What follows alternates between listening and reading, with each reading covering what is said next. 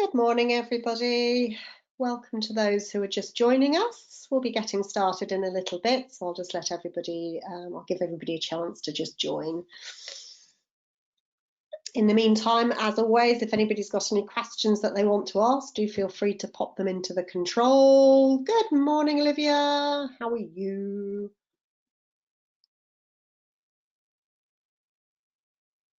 And I see Simon's on board as well. Good, nice to see you. Yes, very well, thank you. Yes, not too bad. Good, glad you had a morning, Simon. Good. Hope you've had a good weekend. Well, as good as can be expected when we're in lockdown. It's a funny old situation, isn't it?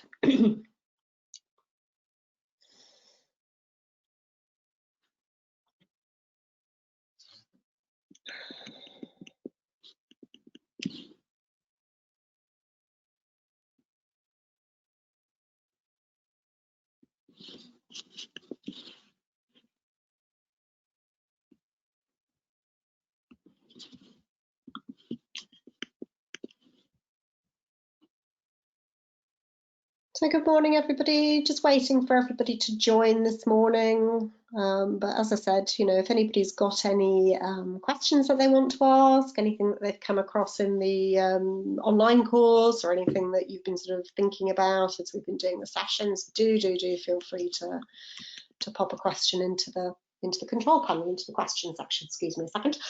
I do apologise. We'll get going in a little bit. We'll just wait for everybody. I do appreciate it's Monday morning. We'll need a bit of time to wake up and get with the... Oh, now, Simon, that's a very good question. Is it possible to set up your own online TEFL company without gaining experience through established companies first? I think the question is, it depends what you want to do. If you want access to students, so if you want an online company to get students, you need to be very good at marketing, and you need to know how to access your students. I would say certainly to begin with, it's probably easier to go through another organisation so that they bring the students to you and you don't have to worry about it, and all you have to do is think about actually teaching the lessons until you've got a little bit of confidence.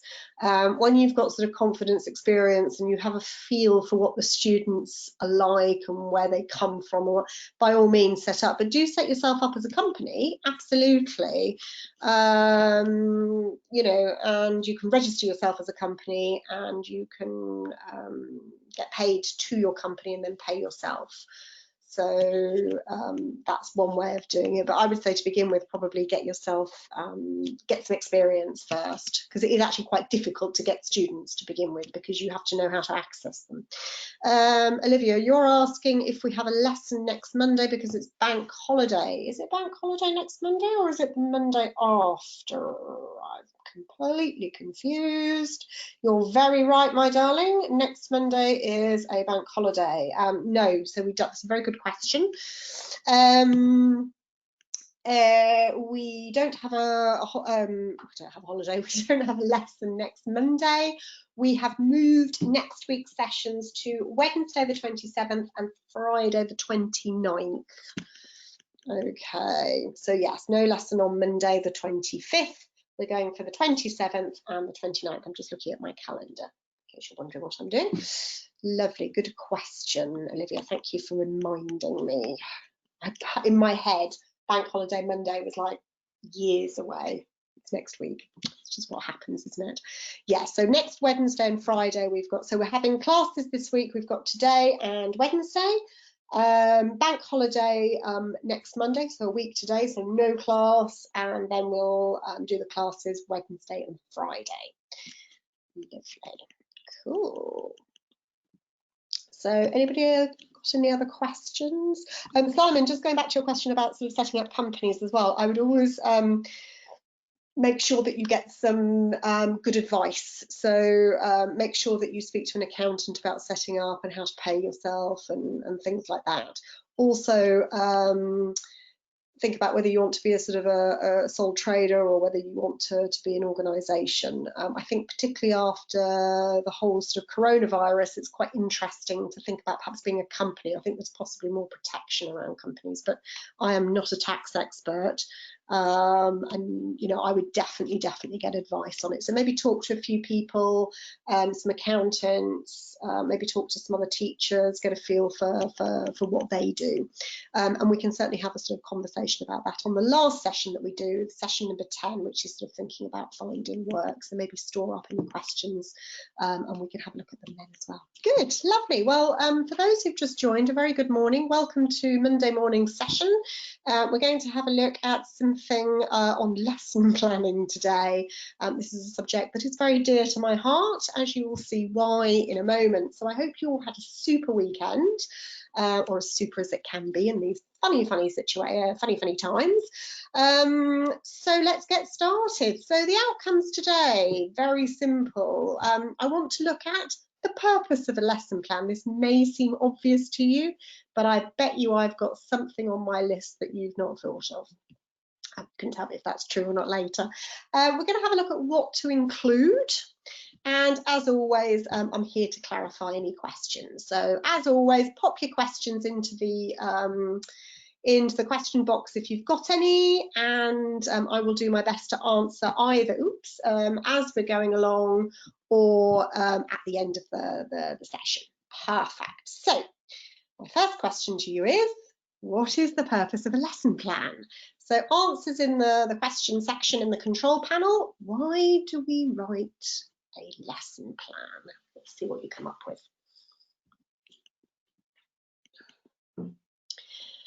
I should say you are allowed to state the obvious. So absolutely, Maisie, to have a clear objective. So we want to know what our objective for the lesson is. Good, nice. So to make sure that you're covering the syllabus, absolutely, Safia. So maybe you've got a whole syllabus which you've broken down into a series of lessons, and that way we know that we're slowly progressing to cover the whole syllabus. Good. Because it might be that they're doing an exam, mightn't it? So we need to make sure we cover everything. Why else? These are all good reasons. Any other reason? Yes, Safia, so you don't get flustered. It's what I think of as stress management. In other words, managing my own stress, okay?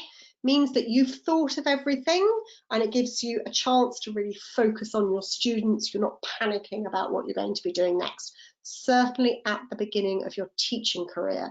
For those of you who get really involved in teaching and love it, you might be interested in having a look at the wonderful Scott Thornbury. He does something called Teaching Unplugged, where he doesn't plan beforehand. That's quite interesting to have a look at. And if anybody is around in London in October, Trinity College has a Future of English Language Teaching conference, and Scott is going to be one of the key speakers, so very exciting.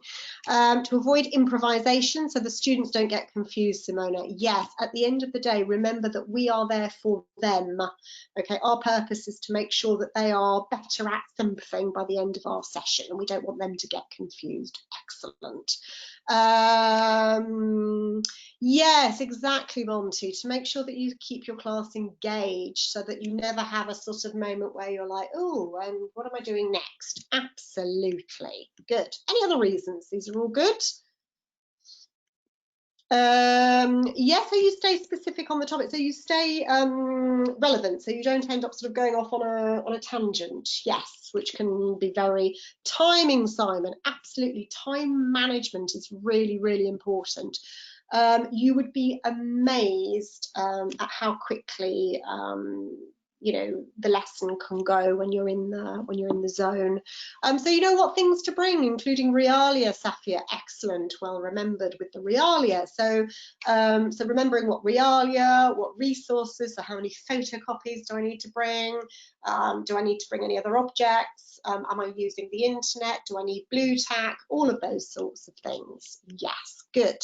So that you practice, yeah, so you make sure that you, yes, plan time for questions and student interactions. That all goes together with time management, doesn't it? So making sure that you've got time in your plan for all of those things. Fabulous, all brilliant answers. Let's see if you've covered my whole list. Okay, here's the reasons I believe. Not perhaps exhaustive, but these are my... So time management, we said that, didn't we? So time management in class, absolutely. Stress management, not only during the class, but also before the class. So if you're new to a class, some teachers get a little bit sort of anxious before the class, but if you've done your lesson planning, it really reduces your stress.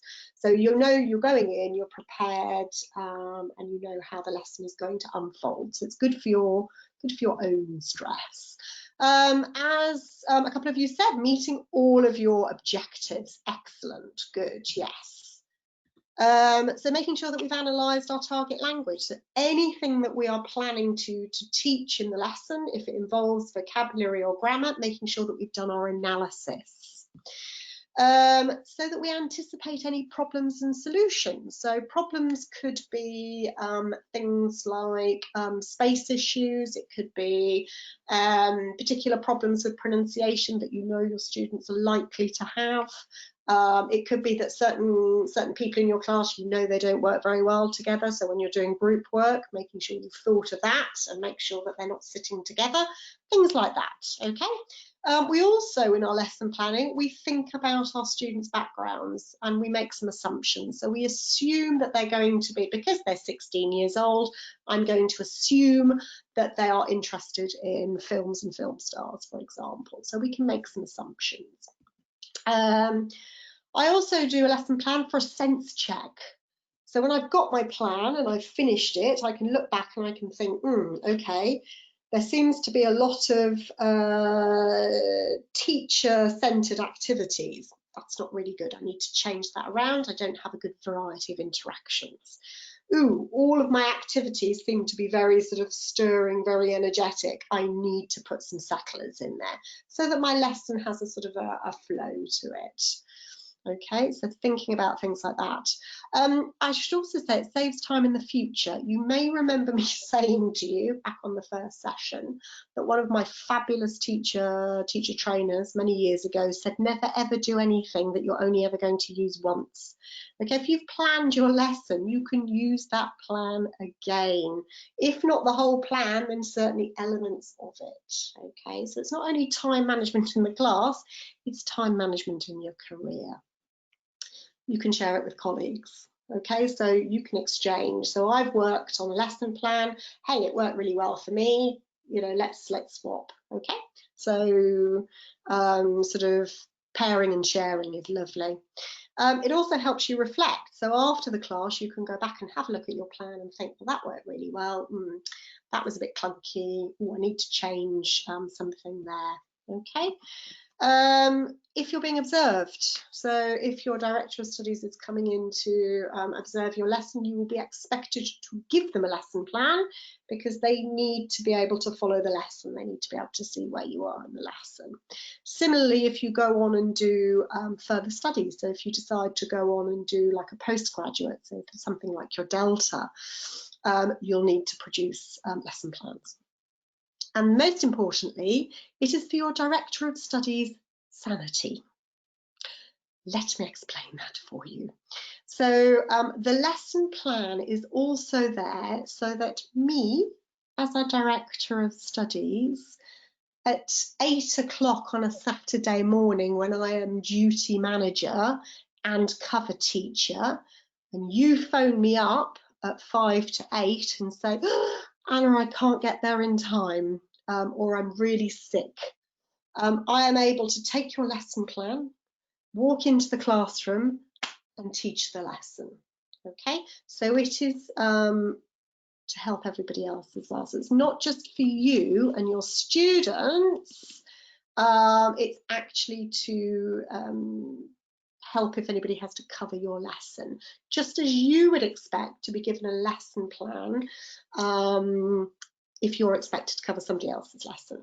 Okay, I bet nobody thought of Director of Studies sanity, did you? So how do we plan? Let's have a look. So I've got some questions for you here. So my first question to you, do we plan from the start of the lesson forwards or from the end of the lesson backwards? What do you think?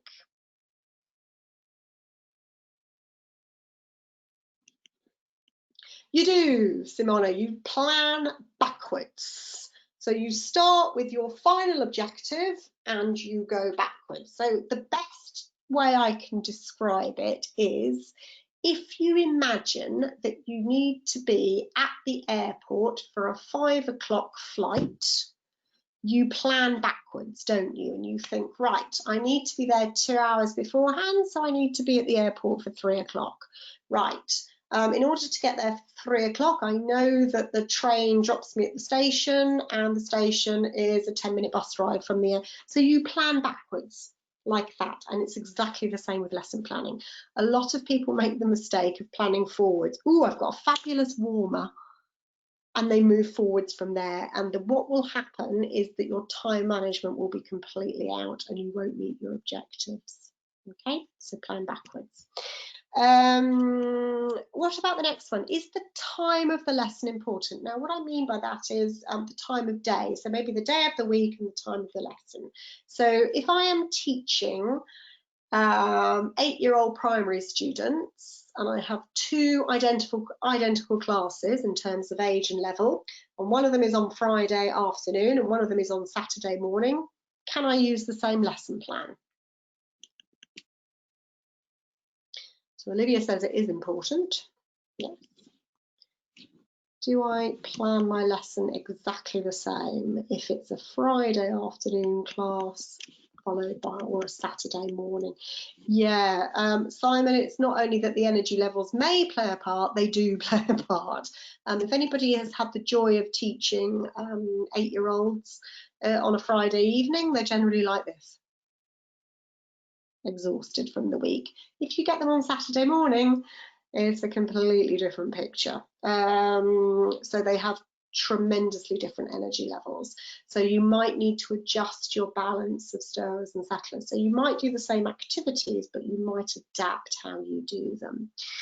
So can I include objectives for my own teaching in my lesson plan? So maybe I've had some feedback from my director of studies who's come to observe, and they've said, you're doing a great job, Anna, but you do need to think about your instruction giving.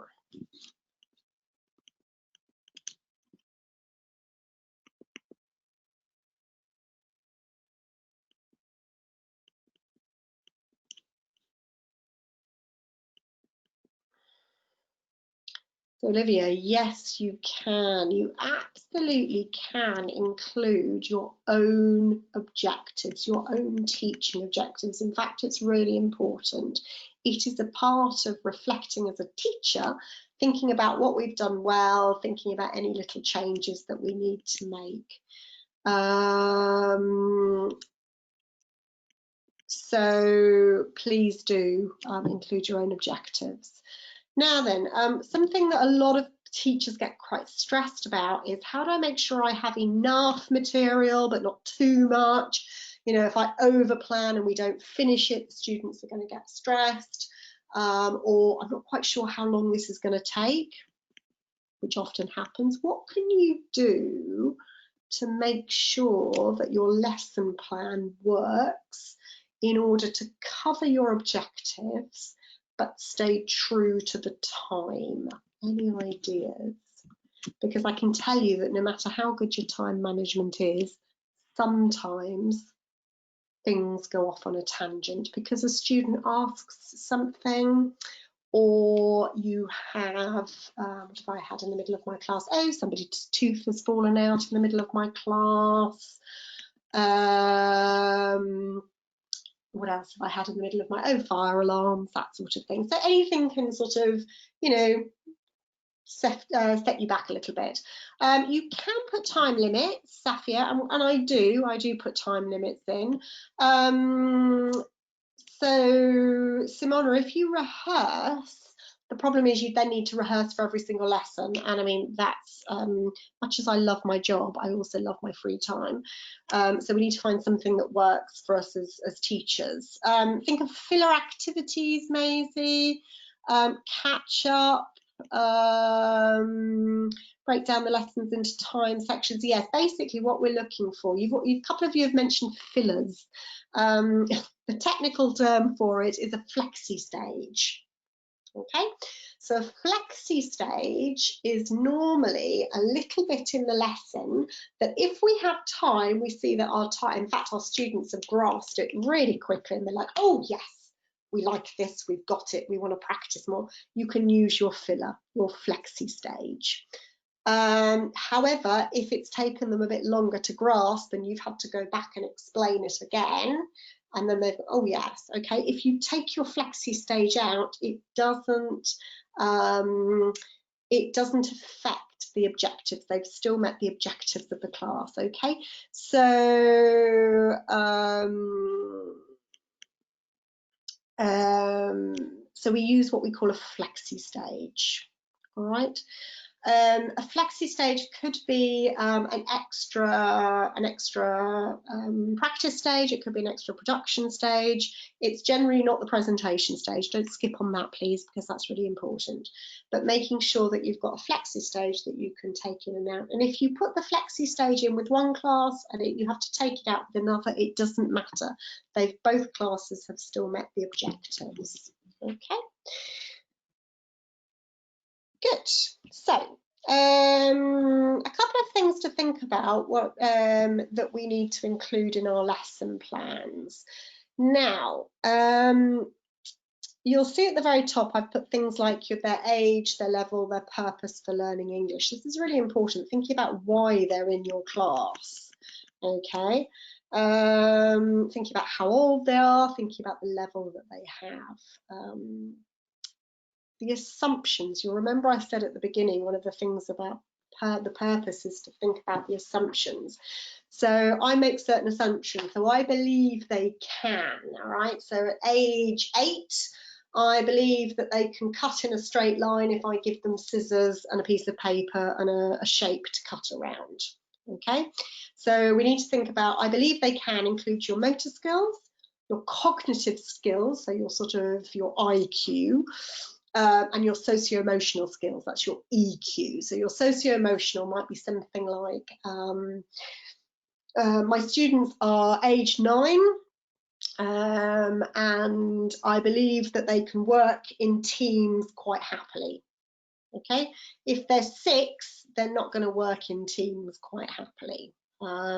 So you need to think about where they are in terms of maturity. Are they able to take turns? Are they used to doing that? You can't do a board game if students don't know about turn taking in their own language.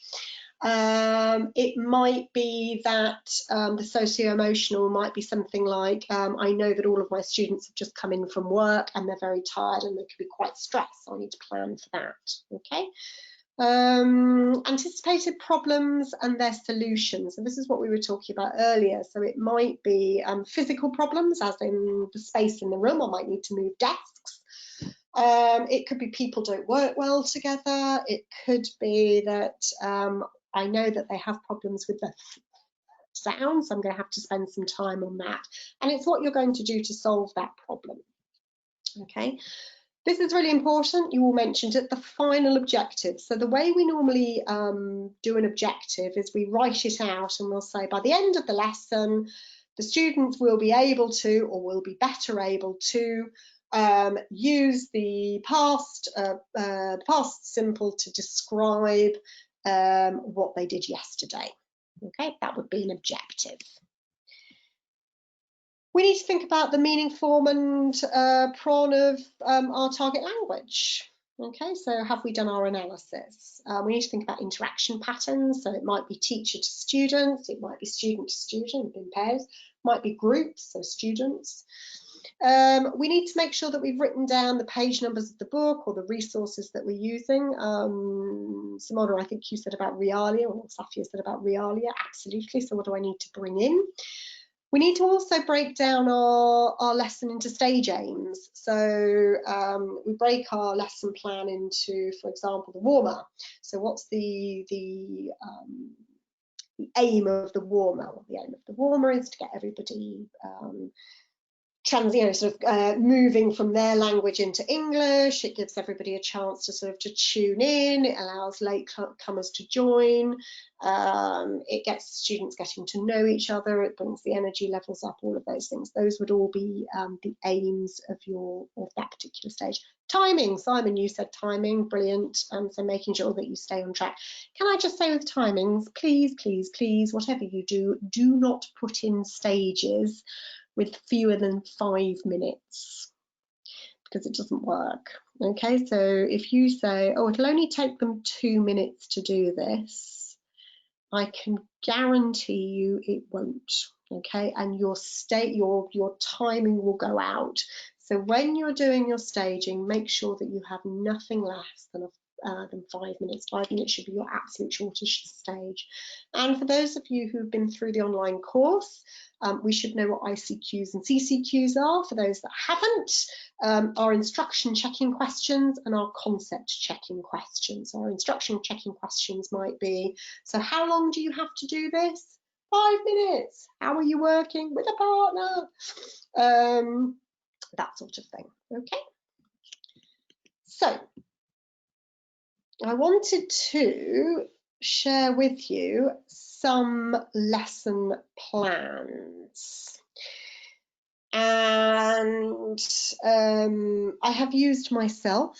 Okay, so I'm putting myself out there for criticism. That's absolutely fine. This lesson plan was done many, many years ago. I shan't tell you when. I put an X in the year. And before you all have a heart attack and a stress moment, please note that this was a lesson plan that I did for a postgraduate qualification. We do not expect you to do this level of detail for a lesson plan. However, what you'll see here is written down the things that should be going through your head. Okay, so even though you don't write them down in your lesson plan, you should be thinking about them. So you'll see here that the lesson was about using conjunctions as a cohesive device when we're doing a piece of writing. I think this was an email. You'll see that the time is 60 minutes, and you'll see here that I've put the level mid-intermediate. Would anybody like to make a comment about that?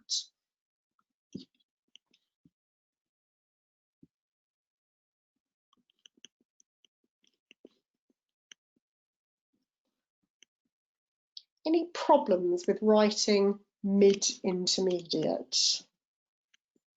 Yeah, it's not very specific, is it, Olivia? I mean, mid-intermediate, is that B1? Is that B2? Is that B1.2? Is that B? So we're not really using a common European framework here, okay?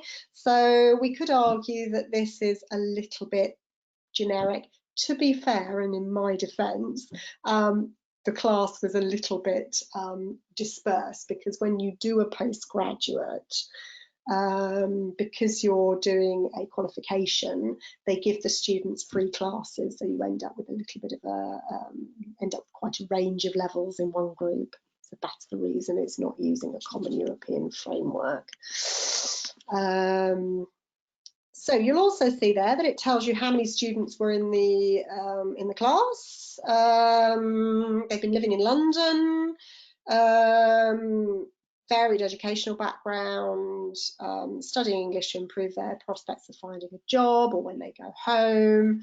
Very participative in general, but we do have a lot of Spanish speakers, and what have you.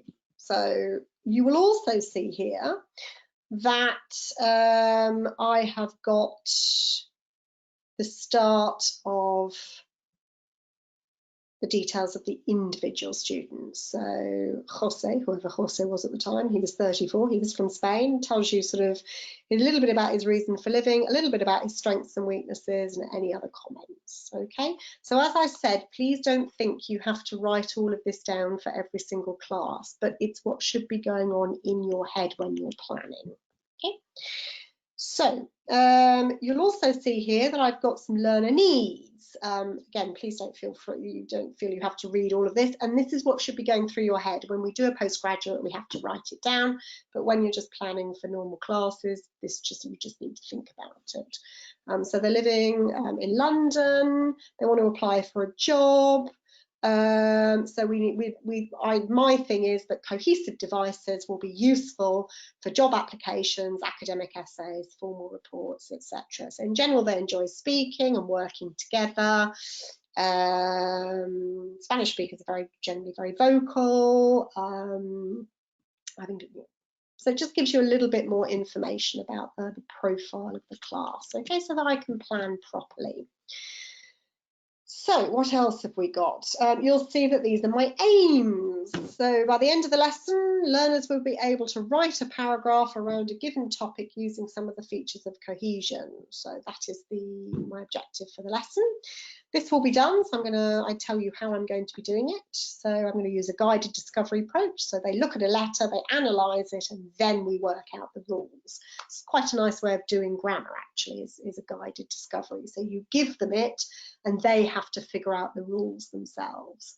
So we clarify that, so the focus, then we do some practice, and then we do some peer work. Okay, so it's a sort of a loose PPP structure.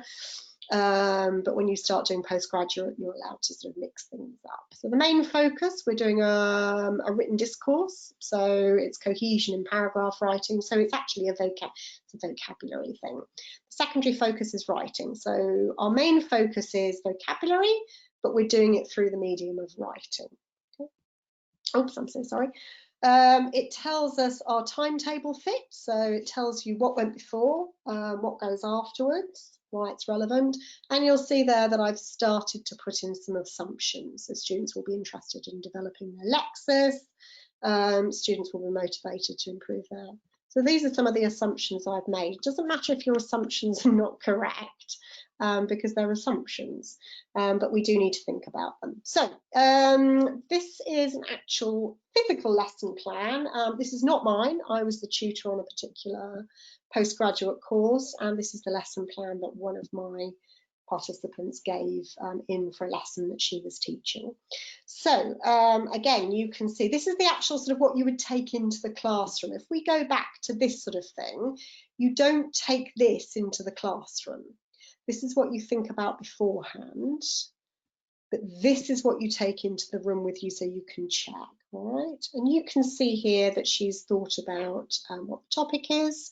You can see that it's a primary 2, so primary 2 are about 8. They're about 8 years old. You'll see that this is a grammar and a speaking class. The topic is very relevant for sort of 8-year-olds. We've got various pictures of animals. So here are her resources. This is what she's going to bring into the class. By the end of the lesson, the student will, and then we've got some various aims there. All looks lovely, doesn't it? And then we've looked at the evidence, so how I will know my aims have been achieved. So they're going to do a sorting exercise, lovely. And these are what I was saying earlier. Can you put in anything about your own teaching objectives? Yes, you can. Okay, and you'll see that from previous feedback, we've perhaps commented on her teacher talk time. So maybe she's spending too much time talking and the students are sitting there having to listen. Giving clear instructions and producing age-appropriate resources. So when you're working with 8-year-olds, obviously 8-year-olds are still quite young, so they need things that are quite brightly coloured. They might need visuals that are a bit bigger. They need worksheets that look lovely. Adults, you know, they don't need to have, you know, cartoon animals all over their worksheets. They're sort of a bit beyond that, but you might want to do that for children. Okay, so thinking about resources that are age appropriate.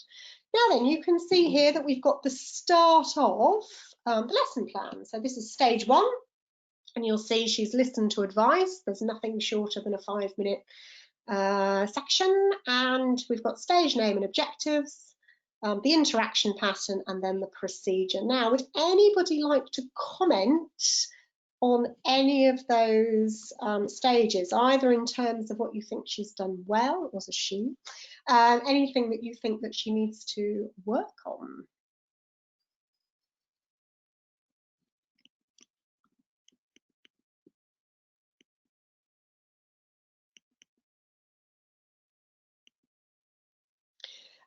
Yeah, so what she's done here, Monty, is the way she's done it is she's done 0 to 5. So she's done minute 0 of the class to minute 5 of the class. That's how she's done it. I don't tend to do it like that. I just put, you know, stage warmer 5 minutes. So that was her. And what she did then is she'll have gone minute 5 to minute 10, minute 10 to minute 20, minute 20 to, so that she knows exactly where she is in the class. It is quite detailed, Olivia, yes. And remember that one of the purposes of your lesson plan is that as you are dying at your classroom door, I should be able to step over your body, take the lesson plan out of your hand and go in and teach the lesson as you had envisaged it. Okay, so it should be really quite carefully done. Yes, I can't remember if she actually executed the good time management. I seem to remember she did actually. Any thoughts on this bit here? So the stage name and the objective. Yes, it's very detailed. So it tells you exactly what she's going to be doing. So the teacher invites the students table by table to sit on the floor in a circle. Then she shows them her flashcards with pictures of animals. What's this? A dog. Have you? So we're assuming here that the students obviously already know their animals. That's all very good. It's not that they're a bit vague, Simon. I can't even see them, can you? That's very polite. Yes, there are no objectives to the stage. So, you know, what's the purpose of it? Again, if you've got objectives in your stage aims, then it helps if anybody is observing your class or if somebody has to teach your class, and it just keeps you on track. Okay, good. Well spotted there, Simon. Also, you'll see the tutor's comments section is blank. That's deliberate. I've not put in my feedback there. So there we go. So Monty, I don't know if that helps you, my lovely. It probably clarifies a little bit. So then from minute 10 to minute 20, from minute 20 to minute 30, from minute 30 to minute 40. So it's a slightly odd way of doing it, but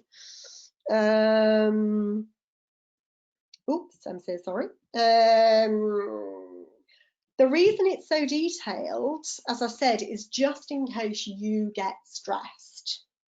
Okay, so in the procedure section, you should actually have all of your instructions. So teacher, 1, 2, 3, eyes on me. Okay, so it just reminds you, remember that we're thinking about, we need to minimize our stress. If somebody has to teach your class, they can follow it, they know exactly what they have to do. The procedure is really detailed, and because you've written it out, hopefully it sticks in here. Okay. I should say that the more experienced you get, the shorter your lesson plan gets for sessions, to the point where you can sort of almost do it on a post-it. But at the beginning, and as I said, particularly if you're being observed, you're new into somewhere, you want to make sure that you've got some clear lesson plans, because then as you get used to doing it, your stress levels will go down, your competence will go up, and you will be able to deliver a good lesson. Okay. I still have colleagues today who've been teaching for years and years and years and years, who are postgraduate qualified, some of them even sort of studying PhDs, and they still like to have a detailed lesson plan. So if you are somebody who works very well to structure, you might find that you like doing your lesson plans like this. For those of us who are a little bit more, perhaps have been doing it for a long time, you'll tend to find my lesson plans now are much shorter. Okay. So, as I said, you can see there that we've got the stage aims. So there's not really any objectives in our stage aims at all. Okay. The timing is sort of quite clear. You can see that she's moved on to consolidation, and we've got a nice sort of range of interaction patterns, really important when you're teaching littlies, and particularly when you're teaching littlies, anything less than 5-minute stages won't work, because just because you've said, right, now go back to your tables, doesn't mean it happens instantly. It takes an awful lot longer than you think it's going to take. So as I said, make sure that each stage is at least 5 minutes. Okay, so that's a sort of a lesson plan in practice. That's sort of what it looks like. I should say there are lots of ways of doing lesson plans. If you look on the web and Google lesson plans, you'll see lots of templates. When you go and work for schools, you might find that they have their own template that they like you to use. So when I worked for the British Council, we had a particular template that we used. When I did my University of Cambridge postgraduate and teacher training and what have you, we had different templates to use. So just ask, always check with your organisation if there's one that they prefer to use. You save them, so if you have a look on my computer, you'll find hundreds of lesson plans from previous lessons. You might also work for organisations, particularly the online companies, where the lesson plan is already done for you and it's given to you. And the reason it's so detailed is because they want each teacher to deliver a standardised lesson. Okay, so you literally just follow the instructions, the ICQs, the CCQs, and your lesson is almost exactly the same to somebody else who's been given the same lesson plan. Okay, so each organisation does it slightly differently. So hopefully you've got a little bit of an idea of what goes into a lesson plan. There isn't a perfect lesson plan. As I said, it depends on your organisation, it depends on your students, it depends on the time that you have. But that should have given you a little bit of an introduction to sort of what goes into it and why we do them. So on Wednesday, we are having a look at, what are we having a look at on Wednesday? Adapting your materials, I think, where we, I do apologise, I'm going to have a look. A few coming up, and I've completely forgotten what the next one is. I do apologise. Yes, so where to find your resources, my apologies. So we're going to be having a look at sort of textbooks, online resources, and how to actually do something with them. So this is all lovely, Anna. We've got a lesson plan, but where do we get our resources from? And the good news is, you'll be pleased to know, you don't have to plan everything from scratch. So you don't have to plan all your own materials all the time. Some people never plan their own materials. So a little bit more on that next time. And in the meantime, any questions? Would anybody like to ask anything?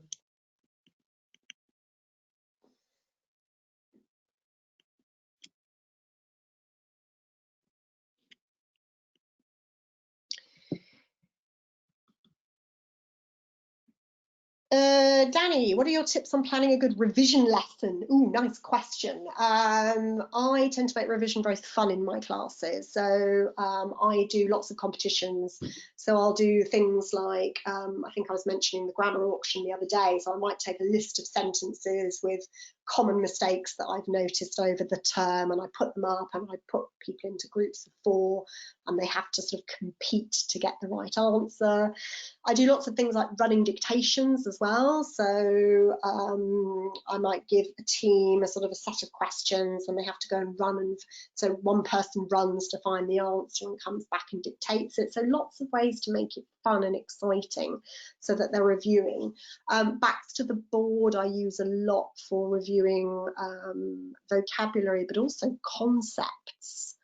I use, what else do I use? Oh, I use Kahoot. Kahoot is brilliant. So I think it's kahoot.it, isn't it, on the web?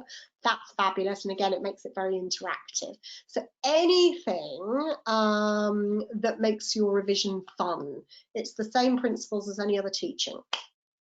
Any examples of lesson plans for different levels we can have a look at online or in books? Simona, yes.